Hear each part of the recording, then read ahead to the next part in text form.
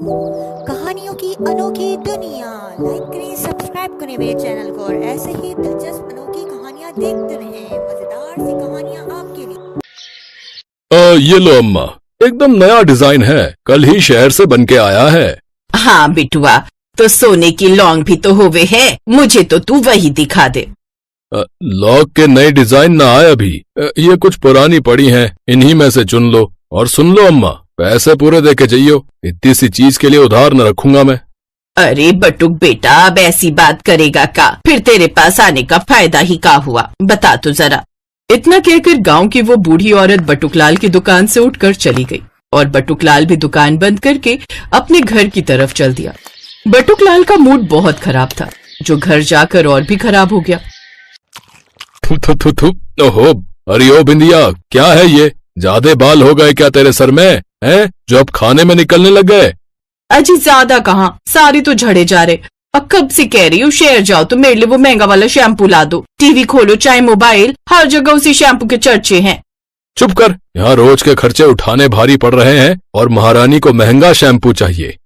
हाय रे मेरी फूटी किस्मत, बापू ने ये सोच के सुनार से शादी करी कि सारी जिंदगी उनकी बेटी सोने से लदी रहेगी, और यहाँ देखो एक शैम्पू ना ला के दिया जा रहा इनसे। हाँ तो बनना था ना किसी शहर के सुनार की लुगाई, यहाँ गांव में तो किसी की औकात न रह गई सोना खरीदने की। अरे तो तुम ही बन जाओ ना शहर के सुनार, क्यों यहाँ गांव में पड़े हो? अरे शहर में एक दुकान खरीद लो, और फिर जब काम जम जाए तो ले चलेंगे अपना बोरिया बिस्तर वहीं। पत्नी बिंदिया की बात बटुकलाल को जच गई और अगले ही दिन वो अपने साथ कुछ पैसे लेकर शहर की तरफ चल पड़ा। शहर को जाने वाला रास्ता एक सुनसान जंगल से होकर जाता था और ठीक उसी रास्ते पर बटुकलाल की मोटरसाइकिल अचानक खराब हो गई और फिर अरे कमबख्त मारी, तुझे भी अभी खराब होना तो? ओहो, शहर तो अभी बड़ा दूर है, अब क्या करूं? जब काफी देर तक कोशिश करने के बाद भी बटुकलाल की मोटरसाइकिल स्टार्ट नहीं हुई तो वो पैदल ही शहर की ओर बढ़ने लगा। तभी अचानक उसे एक आवाज सुनाई दी। मदद करो, भगवान तुम्हारी मदद करेगा। बस इसी की कमी थी, चुपचाप निकल जाता हूँ। रुक जाओ बेटा, तुम मेरी मदद करोगे तो भगवान तुम्हारी मदद करेंगे। ओफो, देखो बाबा, पैसे नहीं है मेरे पास और खाना मैं घर से लाया नहीं, तो मैं तुम्हारी कोई मदद नहीं कर सकता, मैं जा रहा हूँ। रुको बेटा, बस मुझे मेरी कुटिया तक पहुँचा दो, उसके बदले में मैं तुम्हें कुछ दूंगा। तुम मुझे क्या दे सकते हो? तुम्हारे पास है ही क्या? ज्यादा कुछ नहीं, बस ये चमत्कारी सुनहरा पानी है मेरे पास। मेरे पुरखों का ज्ञान और चमत्कार है इसमें। ये तुम रख लेना। ये तो सोने का पानी है, लगता है ये बूढ़ा पागल है। चलो अच्छा है, अपना तो फायदा हो गया। इसके बाद अपने कंधे का सहारा देकर बटुकलाल उस बूढ़े आदमी के साथ उसकी कुटिया की तरफ चल दिया, जो शहर से दूसरी तरफ थी। और फिर ये क्या, मैं तो उल्टा गांव की तरफ ही आ गया। अंधेरा भी होने वाला है, अब तो ना जा पाऊंगा शहर। ऐसा करता हूँ, अभी घर चलता हूँ, कल जाऊंगा शहर। अब ये सोचकर बटुकलाल अपने घर आ गया। बूढ़े आदमी से मिली सुनहरे पानी की शीशी उसने अपने कमरे की मेज पर रख दी और फिर नहाने के लिए चला गया। और तभी बिंदिया कमरे में आई। अरे वाह, तो ले आई शहर से मेरे लिए महंगा वाला शैम्पू। खुशबू तो बड़ी अलग है इसकी और खूब चमक भी रहा है। अब अंदर तो ये गए, ऐसा करती हूँ बाहर वाले बाथरूम में सिर धो लेती हूँ। बिंदिया ने दूसरे बाथरूम में जाकर उस सुनहरे पानी से अपने बाल धोए और फिर जो हुआ वो देखकर बटुकलाल के तो होश ही उड़ गए। क्यों जी, कैसी लग रहे हैं मेरे बाल? बोलो बोलो ना। है? हाँ, ये तो बड़े सुंदर हो गए हैं, पर कैसे हुआ ये कमाल, ये तो बताओ बिंदिया रानी। हटो जी, बातें बनाना तो कोई आपसे सीखे। खुद ही लेके आए शहर से वो महंगा वाला सुनहरा शैम्पू मेरे लिए और पूछ रहे हो कैसे हुआ कमाल। शैम्पू लाया मैं? अरे पागल औरत, तूने कहीं उस सोने के पानी से तो बाल ना धो लिए? क्या कहा? सोने का पानी? अब कौन सा? ना जी, रुको, वो शैम्पू था तो सुनहरा, पर अब मेरा मतलब है कि बस अब कुछ ना बोल, जल्दी मुझे वो बोतल लाके दे, जाने कितना सोना बर्बाद कर चुकी होगी। बिंदिया ने फौरन वो बोतल लाकर बटुकलाल को दी। उसमें अभी भी काफी सुनहरा पानी बचा हुआ था और फिर वैसे इसमें मेरी कोई गलती नहीं थी। मैंने जरा सा पानी सिर में लगाया तो ऐसा झाग उठा कि क्या कहूँ। मेरी जगह कोई भी होता ना तो इसे शैम्पू ही समझता। वैसे ये बोतल तुम लाए कहाँ से? फिर बटुकलाल ने बिंदिया को पूरी बात बताई, जिसे सुनकर बिंदिया सोच में पड़ गई और बटुकलाल अब भी बोले जा रहा था। तो ये सब हुआ, ज्यादा नहीं तो कम से कम चांदी के गहनों पर फिराने के काम तो आ ही जाएगा ये पानी। क्या बोल रहे हो जी? गहनों पर फिराकर कितना ही फायदा हो जाएगा आपका। तो फिर क्या करूं, इस पानी से शैम्पू बनाकर बेचूं? और नहीं तो क्या, और सिर्फ गांव ही क्यों, तुम्हारा ये खास शैम्पू तो शहर में भी धमाल मचा देगा। एक बार फिर बिंदिया की बात बटुकलाल को जच गई और उसने सुनार का काम छोड़कर चमत्कारी शैम्पू बनाने का काम शुरू कर दिया। कुछ ही समय में बटुकलाल की चांदी हो गई। कभी सोचा है ये सुनहरा पानी खत्म हो गया तब कहाँ से बनाएंगे शैम्पू? बात तो सही है। अब सुनो, तुम जाकर उस बूढ़े आदमी से ऐसा सुनहरा पानी और क्यों नहीं ले आते, बदले में उसे फिर कहीं छोड़ आना। बिंदिया की बात मानकर बटुकलाल उस बूढ़े आदमी की कुटिया पर पहुंचा और फिर उसने बूढ़े आदमी से कहा, बाबा, वो सुनहरा पानी और है क्या तुम्हारे पास? नहीं, सुनहरा तो नहीं, पर ये दूसरी बोतल। बटुकलाल ने बूढ़े आदमी को बात पूरी भी नहीं करने दी और उससे वो दूसरी बोतल छीनते हुए कहा, हाँ, कोई नहीं, सुनहरा नहीं तो ये चांदी वाला ही सही। शुक्रिया बाबा, मैं चलता हूँ। हाँ, आता रहूंगा। हाँ। इस बार बोतल के अंदर सोने की जगह चांदी का पानी था, जिसे लेकर बटुकलाल घर पहुंचा और बिंदिया से बोला, लो मैं ले आया। इस बार कुछ अलग है। अब जाओ जल्दी से बाल धोकर आओ इससे, चलो जल्दी करो। बिंदिया ने ऐसा ही किया और फिर जो हुआ उसकी कल्पना भी डरावनी थी। बिंदिया के सारे बाल उसके हाथों में आ चुके थे और वो पूरी तरह से गंजी हो चुकी थी। ये देखकर बटुकलाल की चीख निकल गई। वो घबराकर पीछे हट रहा था कि तभी उसका हाथ मेज पर रखी सुनहरे पानी की बोतल से जा टकराया और वो बोतल जमीन पर गिरकर चकनाचूर हो गई। ये क्या कर दिया आपने? अब मेरे बाल कैसे वापस आएंगे? कुछ देर सोचने के बाद बटुकलाल और बिंदिया सीधे उस तरफ भागे जहां बूढ़े आदमी की कुटिया थी। लेकिन इस बार कुटिया के अंदर ना तो बूढ़ा आदमी था और ना ही कोई दूसरी चमत्कारी बोतल।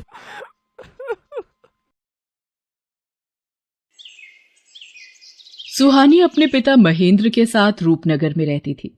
बचपन में जब सुहानी की मां का देहांत हो गया तो उसके पिता ने दूसरा विवाह कर लिया। सुहानी की सौतेली मां सुधा शादी के बाद अपनी बेटी ज्योति को भी साथ लाई थी। सुहानी और ज्योति अब बड़ी हो चुकी थी। सुहानी देखने में बहुत सुंदर थी। उसके लंबे काले और घने बाल उसकी सुंदरता में चार चांद लगा देते थे। ये देखकर सुधा सुहानी से बहुत ईर्ष्या करती थी। एक दिन, ज्योति, तुझे कितनी बार बोला है तू भी सुहानी जैसे सुंदर बालों वाली बन। देख उसके बाल कितने काले, लंबे और घने हैं। पता नहीं कितने महंगे महंगे इत्र और खुशबू वाली जड़ी बूटियां लाकर दी हुई हैं। पर तुझे घूमने से फुर्सत मिले तो तू बालों पर ध्यान देना। सुहानी को देख कितने सुंदर बाल हैं उसके। माँ, सुहानी के बाल बचपन से ही बहुत सुंदर हैं। मेरे बाल उसके जैसे नहीं है तो इसमें मेरी क्या गलती है? सुधा, सुहानी के लिए जो रिश्ते की बात की थी उन लोगों को सुहानी पसंद आ गई है। वो लोग अगले महीने ही विवाह के लिए बोल रहे हैं। मैं सुहानी को ये खुशखबरी बताकर आता हूँ। पिताजी, मैं आपको छोड़कर कहीं नहीं जाऊंगी। मुझे कोई विवाह नहीं करना।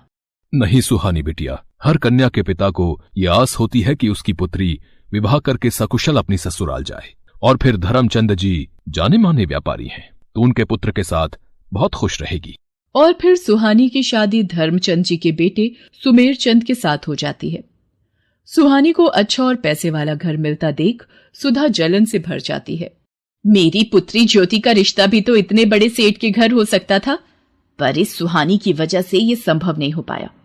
मैं भी देखती हूँ इसका विवाह इतने बड़े घराने में कैसे होता है। मेरी ये दवाई अपना असर दिखा देगी। सुहानी, जाओ जल्दी से स्नान कर लो, फिर विवाह के लिए तैयार भी होना है। हे भगवान, मेरे बाल कहाँ गए?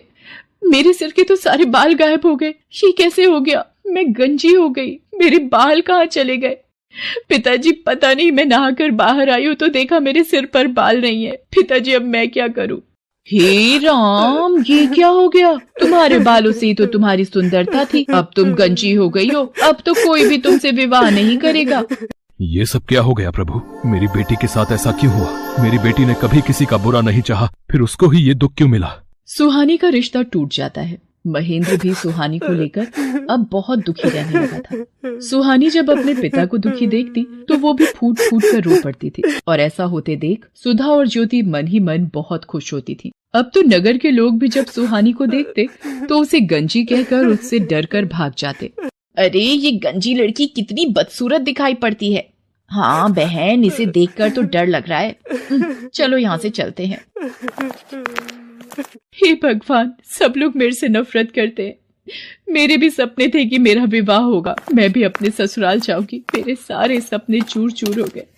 मेरी वजह से मेरे पिताजी भी आज दुखी है। फिर मैं जीकर क्या करूंगी। तभी सुहानी के सामने उसकी माँ प्रकट होती है। माँ, आप कहाँ चली गई थी मुझे इस दुनिया में अकेला छोड़कर? मैं तुम्हारी मदद के लिए धरती पर आई हूँ। तुम बहुत अच्छी लड़की हो। अब तुम्हें निराश होने की आवश्यकता नहीं है। मैं तुम्हें ऐसे बाल दूंगी जिन्हें देखकर लोग तुम्हें कभी नहीं भूल पाएंगे। मैं तुम्हें सोने चांदी के बाल प्रदान करूंगी। जैसे ही सुहानी की माँ सुहानी के सिर पर हाथ फेरती है, सुहानी के सिर पर सोने चांदी के बाल आ जाते हैं। सोने चांदी के सुनहरे चमकते बाल सुहानी की खूबसूरती को और बढ़ा रहे थे। माँ, ये सोने चांदी के बाल तो बहुत खूबसूरत है। आपका बहुत बहुत धन्यवाद। आपने मुझे फिर से सुंदर बना दिया। आपने मेरी सारी परेशानी दूर कर दी। खुशी खुशी अपने घर जाओ सुहानी। अब कभी भी उदास नहीं होना। मेरा आशीर्वाद सदैव तुम्हारे साथ है। सुहानी खुशी खुशी घर की ओर चल पड़ती है। तभी रास्ते में नगर के राजकुमार की सवारी जा रही थी, इसलिए रास्ते पर चलते लोगों को कुछ देर के लिए रुकने के लिए कहा जाता है। नगर के राजकुमार को देखने के लिए कितनी भीड़ लग गई है। भीड़ में से निकलने की कोशिश करती हूँ।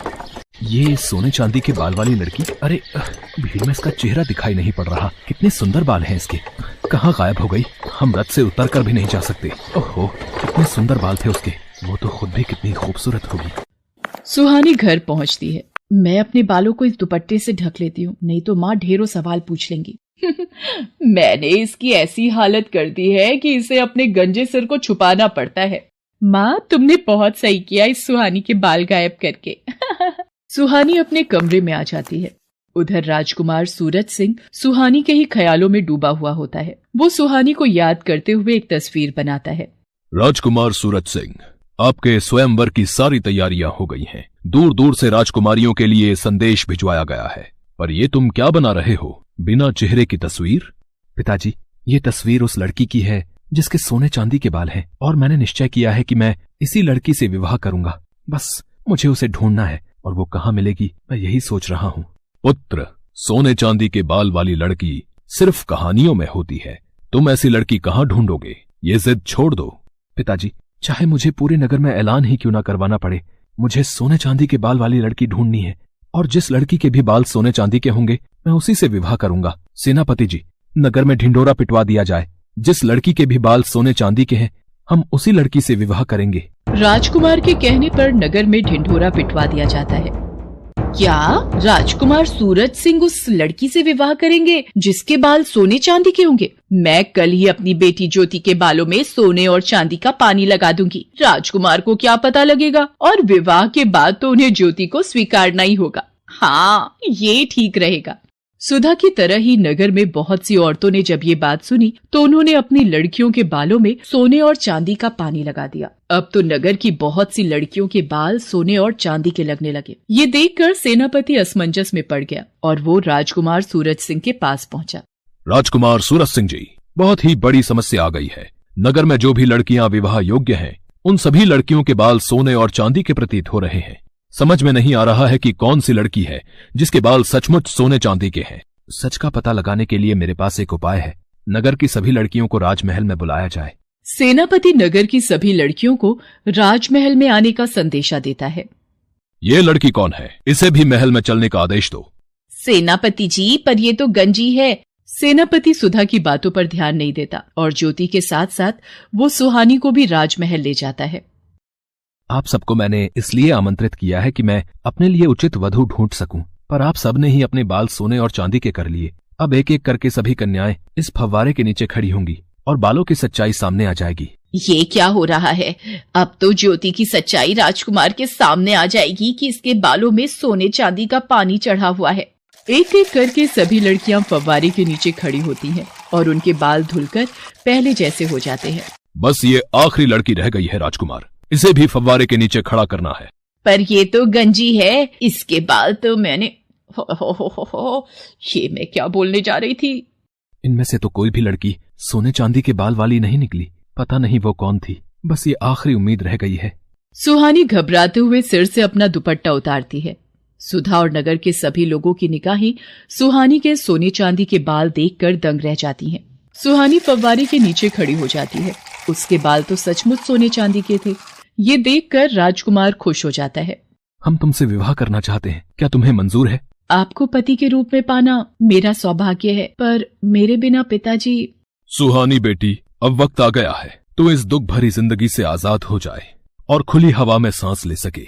तुझे जीवन में बहुत दुख मिले हैं, पर अब राजकुमार सूरज सिंह के साथ विवाह करके तुम बहुत खुश रहोगी। सदा खुश रहो मेरी बच्ची। सुहानी को उसकी अच्छाई का फल मिल जाता है और राजकुमार सूरज सिंह के साथ उसका विवाह संपन्न हो जाता है और सुधा अपने हाथ मलती रह जाती है।